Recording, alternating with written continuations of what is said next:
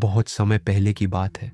घने जंगलों और ऊंची पहाड़ियों से घिरा हुआ एक छोटा सा गांव था, सोनापुर। दिन में यह गांव बिल्कुल आम लगता था, लेकिन जैसे ही सूरज ढलता, यहाँ की हवा में एक अनजाना डर भर जाता था। गांव में डर की बातें फैलने लगी थी। बुजुर्गों का कहना था कि जंगल के पुराने खंडहर में कोई रहता है, एक ऐसी परछाई जो रात होते ही जिंदा हो जाती है। ये ही है सोनापुर गांव। लगता तो बिल्कुल सामान्य है। लोग बेवजह डर फैला रहे हैं। बेटा, रात होते ही बाहर मत निकलना, यहाँ कुछ ठीक नहीं है। जंगल की तरफ जाना मतलब खुद मुसीबत बुलाना।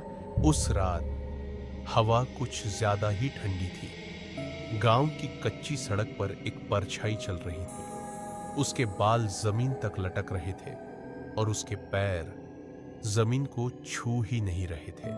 अमन अपनी खिड़की से बाहर देख रहा था। दिल जोर जोर से धड़क रहा था। जो उसने देखा वो किसी आम इंसान की परछाई नहीं थी। अगली सुबह गांव में एक और सन्नाटा था। एक और आदमी बिना कुछ कहे हमेशा के लिए गायब हो चुका था। बाबा ने अमन को जंगल के भीतर बने उसी पुराने खंडहर के बारे में बताया, जहां से हर रात उस अनजानी ताकत की शुरुआत होती थी। डर उसके कदम रोकना चाहता था, लेकिन अमन रुकने वाला नहीं था।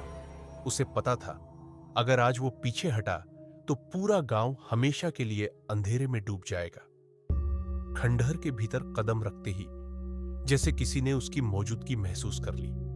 बिना छुए ही दिया अपने आप जल उठा और सन्नाटा और भी गहरा हो गया। तू भी बाकी लोगों जैसा ही है, सच जानने आया है या फिर डर के आगे झुकने? अब तुम्हारा डर खत्म हुआ।